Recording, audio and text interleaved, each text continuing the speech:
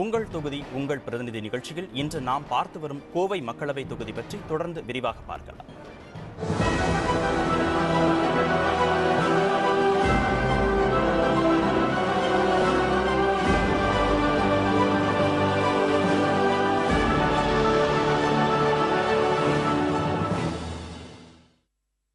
கோவை மக்களவை தொகுதிக்கு உட்பட்ட வாக்காளர்கள் என்ன எதிர்பார்க்கிறார்கள் என விரிவாக பார்த்தோம். இந்த தொகுதியின் மேலும் சில பிரதான கோரிக்கைகளை பதிவு செய்கிறார் நமது செய்தியாளர் சுதீஷ். கோவைக்கென்று வற்றாத ஜீவநதிகள் எதுவும் கிடையாது. மழைக்காலங்களில் மட்டும் மேற்கு தொடர்ச்சி மலைகளில் உருவாகும் சிற்றோடுகள் இணைந்து ஆற்றாட்டு வெள்ளமாக நொய்யல் ஆற்றில் கரை புரண்டு ஓடுகிறது.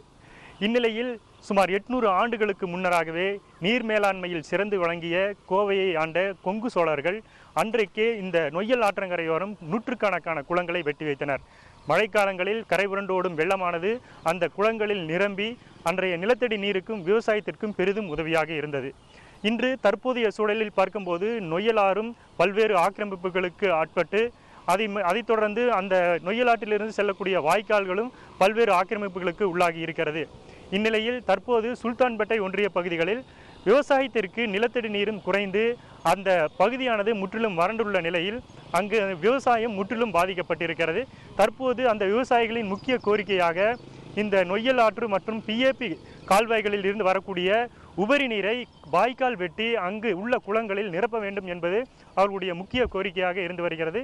இதற்காக தற்போது அவர்கள் சமீப காலத்தில் அங்குள்ள பகுதிகளுடைய இளைஞர்கள் ஒன்று கூடி ஒரு அமைப்பை ஏற்படுத்தி இந்த போராட்டத்தை தற்போது துவங்கி இருக்கிறார்கள். தொடர்ச்சியாக அந்த பகுதிகளில் பல்வேறு காய்கறிகள் மற்றும் பயிர் வகைகள் தொடர்ந்து விவசாயம் செய்யப்பட்டு வரும் நிலையில் இதற்கான நீராதாரம் என்பது முற்றிலும் குறைந்திருப்பதாகவும் இந்த கோரிக்கையின் அடிப்படையில் இங்கிருந்து அந்த உபரி நீரை கால்வாய் மூலமாக வெட்டி அந்த குளங்களில் நிரப்பினால் மட்டுமே இதற்கான நீராதாரத்தை பெருக்கி விவசாயத்தை நன்கு செய்ய முடியும் என்பது அவர்களுடைய கோரிக்கையாக இருக்கிறது.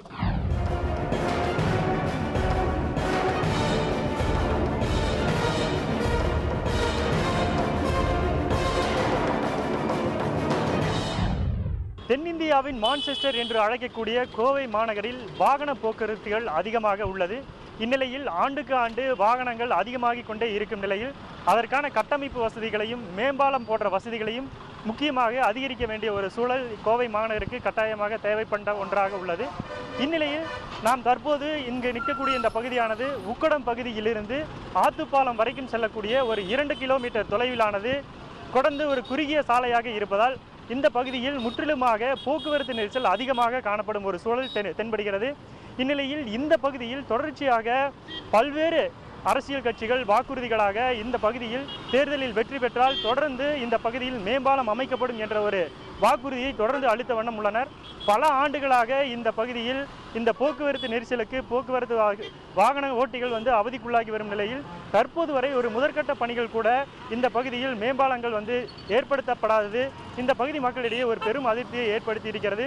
இந்த பகுதி அதாவது உக்கடம் பகுதியிலிருந்து ஆத்துப்பாலம் பகுதி வரைக்கும் ஒரு 2 கிலோமீட்டர் பகுதியை கடப்பதற்கு சுமார் அரை மணி நேரத்திற்கு மேலாகவும், அதாவது காலை மற்றும் மாலை நேரங்களில் அதற்கு மேலும் அந்த நேரத்தை எடுத்துக்கக்கூடிய ஒரு சூழல் இந்த வாகன ஓட்டிகளுக்கு ஒரு கட்டாய ஒரு சூழல் ஏற்படுகிறது. இதனால் உடனடியாக இந்த பகுதியில் அது வாக்குறுதிகள் நிறைவேற்றும் விதமாகவும் அடுத்து வரக்கூடிய பிரதிநிதிகள் இந்த தொகுதியில் முக்கியமாக இந்த பகுதியில் மேம்பாலத்தை அமைக்க வேண்டும் என்ற ஒரு கோரிக்கை தொடர்ச்சியாக இருந்து வருகிறது. கோவையில் உள்ள முக்கிய சுற்றுலா தலங்களில் ஒன்று வஉசி உயிரியல் பூங்கா. பல ஆயிரம் பேரை ஈர்க்கும் இந்த உயிரியல் பூங்கா விரைவில் மூடப்படும் என தகவல் வெளியாகி இருக்கிறது. இதை தடுக்க வேண்டும் என்பது கோவை தொகுதி மக்களின் எதிர்பார்ப்பு. இது தொடர்பாக வனவிலங்கு ஆர்வலர் ஜலாலுதீன் உடன் நமது செய்தியாளர் சுதீஷ் நடத்திய நேர்காணலை இப்போது பார்க்கலாம்.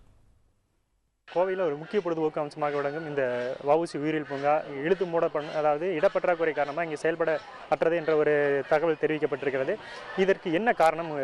அந்த வன உயிரியல் அந்த குழுமம் எதற்காக இது குறித்த இந்த தகவல் வெளியிட்டிருக்காங்க?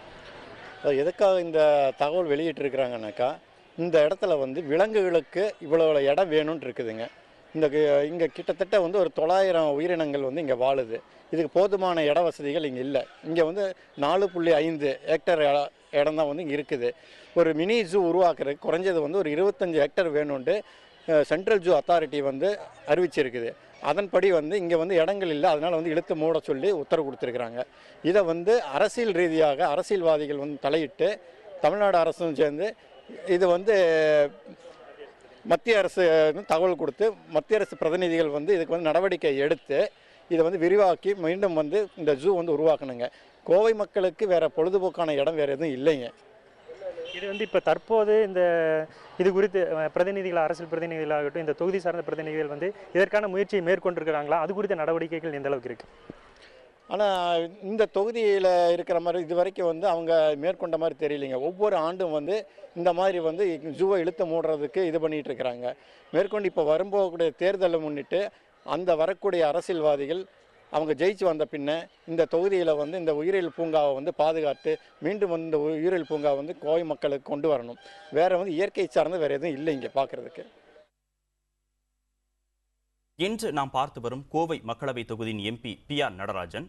இவர் கல்லூரியில் படிக்கும் போதே மார்க்சிஸ்ட் கம்யூனிஸ்ட் கட்சியில் ஈடுபாடு கொண்டிருந்தார்.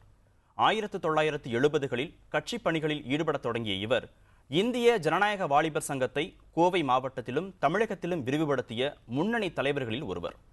கோவை மாநகர கமிட்டி உறுப்பினர், மாநகர செயலாளர் ஆகிய பொறுப்புகளை வகித்த நடராஜன் 2001ஆம் ஆண்டு முதல் தொடர்ந்து 3 முறை மாவட்ட செயலாளராகவும் இருந்திருக்கிறார். அதோடு மக்கள் போராட்டங்களில் ஈடுபட்டு பல முறை கைதாகி சிறை சென்றிருக்கிறார். 2009இல் கோவை மக்களவை தொகுதி உறுப்பினராக PR நடராஜன் தேர்ந்தெடுக்கப்பட்ட பிறகு கடந்த 5 ஆண்டுகளில் அவரது தொகுதியில் எவ்வளவு நிதி செலவிட்டிருக்கிறார், மக்களவையில் எத்தனை கேள்விகள் கேட்டிருக்கிறார் என்பன போன்ற விவரங்களை இப்போது பார்க்கலாம். 2009ஆம் ஆண்டு முதல் 2013ஆம் ஆண்டு வரை மக்களவையில் நடந்த விவாதத்தின் போது கோவை மக்களவை தொகுதி உறுப்பினர் PR நடராஜன் மொத்தமாக 390 கேள்விகளை கேட்டிருக்கிறார். இதில் 18 கேள்விகளுக்கு பதில் கிடைத்திருக்கிறது. பதில் கிடைக்காத கேள்விகளின் எண்ணிக்கை 372.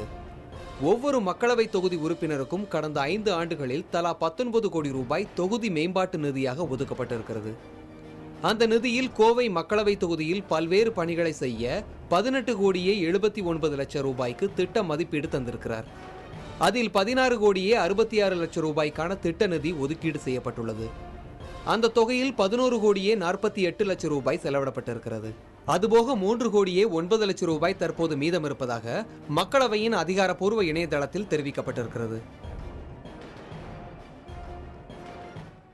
கோவை மக்களவை தொகுதி உறுப்பினர் PR நடராஜன் கடந்த 2009ஆம் ஆண்டு நடந்த தேர்தல் பிரச்சாரத்தின் போது மக்கள் முன்பு சொன்னதையும் அவர் செய்ததையும் இப்போது பார்க்கலாம். ஏழைகளுக்கு சமுதாய கூடங்கள், அடிப்படை வசதிகள், வீட்டு மனை பட்டா தரப்படும் என்று சொன்னதை செய்து காட்டினார். கோவையில் தொழில் வளம் சிறக்க மின்வெட்டு பிரச்சினைக்கு தீர்வு காணப்படும் என்று சொன்னார். அது வாக்குறுதி அளவிலேயே இருக்கிறது. கோவை சர்வதேச விமான நிலையம் விரிவாக்கப்படும் என்று சொன்னார். அது இன்னமும் நிறைவேற்றப்படவில்லை. விவசாயிகளின் விளைபொருட்களை சேமிக்க குளிர்பதன கிடங்கு அமைக்கப்படும் என்று சொன்னார். இதற்கான பணிகள் தற்போது நடைபெற்று வருகின்றன. பல்நோக்கு மருத்துவமனை அமைக்கப்படும் என்று சொன்னதை செய்து காட்டினார். கோவை MP நடராஜன் தொகுதி மக்களுக்காக செய்தவைகளை புதிய தலைமுறையுடன் பகிர்ந்து கொண்டார். அதனை ஒரு சிறிய இடைவேளைக்கு பிறகு பார்க்கலாம்.